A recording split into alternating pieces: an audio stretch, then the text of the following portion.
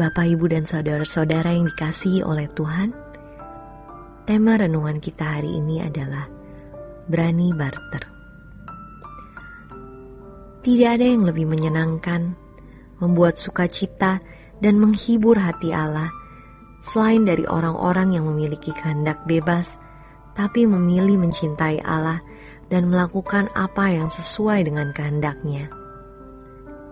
Dan kita harus memaksa diri kita sendiri untuk ada di track ini. Keselamatan kita bukan karena perbuatan baik, itu benar. Karena Yesus mati di kayu salib, bukan karena kita telah berbuat baik. Tetapi kematian Yesus di kayu salib dan kebangkitannya dimaksudkan agar Dia menjadi yang sulung di antara banyak saudara, yaitu supaya kita mengikuti jejaknya. Tuhan Yesus sudah ada di surga, tetapi Dia meninggalkan jejak. Jejak yang diikuti oleh orang-orang yang mengasihi Allah, yang bisa serupa dengan Yesus. Yang Bapa bisa mengevaluasi, menilai, merasakan dan menyatakan, ini anakku yang kukasihi, kepadanya aku berkenan. Jangan ada hal yang lebih menarik dari hal ini. Jangan ada hal yang kita pandang lebih mulia dari hal ini. Kita harus memantapkan tujuan hidup kita agar hari-hari yang kita jalani, kita isi dengan usaha untuk mencapai tujuan ini, yaitu bagaimana menjadi anggota keluarga kerajaan Allah. Orang-orang yang menjadi anggota keluarga kerajaan Allah yang dimuliakan bersama dengan Tuhan Yesus, pasti orang-orang yang berkualitas seperti Yesus.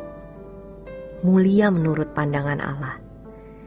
Hanya orang yang mulia yang menemukan kemuliaan Allah yang layak dimuliakan, tentu bersama Yesus. Itulah sebabnya firman Tuhan mengatakan, carilah dahulu kerajaan Allah. Persoalan yang lain jangan menjadi prioritas, karena itu yang dicari bangsa-bangsa yang tidak mengenal Allah.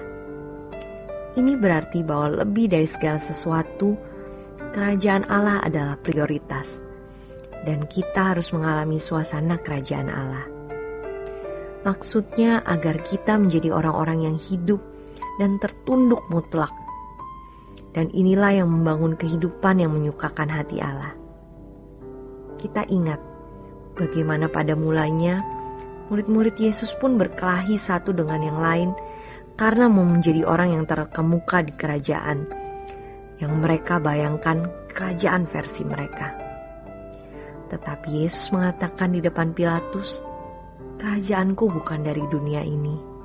Dan Petrus akhirnya bisa mengatakan itu di 1 Petrus 1 ayat 4. Untuk menerima suatu bagian yang tidak dapat binasa, yang tidak dapat cemar dan tidak dapat layu, yang tersimpan di sorga bagi kamu.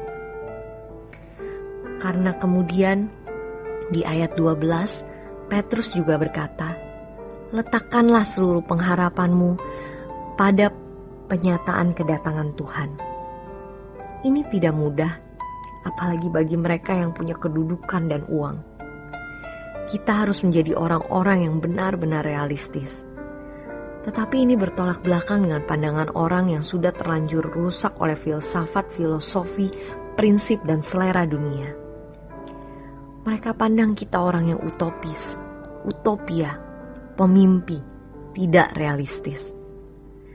Sejatinya, kita adalah orang-orang yang realistis, berakal sehat, karena kita memandang segala sesuatu dari perspektif dan sudut kekekalan. Pasti banyak di antara kita yang merupakan orang yang gagal dalam studi, karir, dan rumah tangga. Mari, jangan jadikan masalah.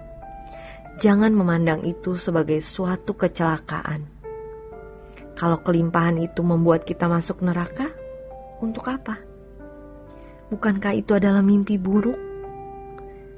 Jadi jangan kita merasa minder karena rumah tangga kita berantakan, atau karena keadaan kita tidak baik di mata orang. Lewati saja. Namun kalau kita punya rumah tangga baik, ekonomi baik, puji Tuhan, tapi gunakan semua itu untuk kemuliaan Allah.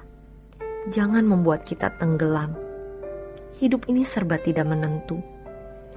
Tapi kalau kita sudah menjadi kesukaan hati Allah, kita menjadi istimewa baginya. Kita harus terus bertumbuh sampai kerajaan surga itu menjadi satu-satunya dunia kita, dan kita berani bertransaksi barter. Kebenaran ini ditunjukkan oleh Tuhan Yesus dalam perumpamaan mengenai seorang peladang atau petani yang menemukan harta yang tersimpan di dalam tanah.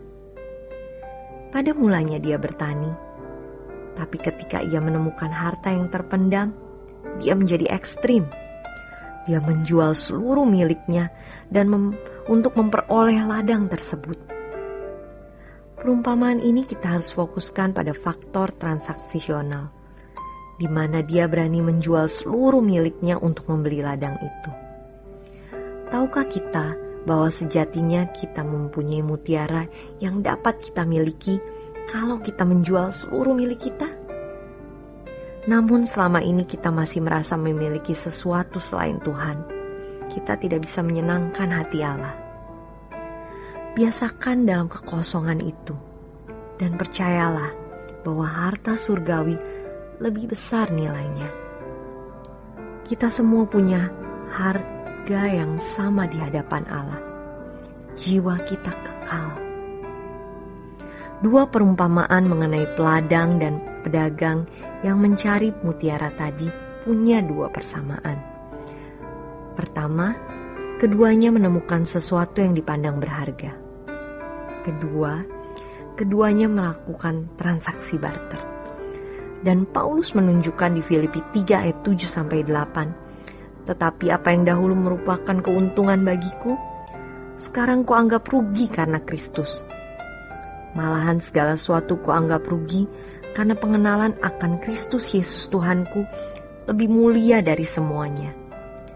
Oleh karena Dia, aku melepaskan semuanya dan menganggapnya sampah, supaya aku memperoleh Kristus. Kita harus berani menginvestasikan hidup kita untuk mengenal Allah.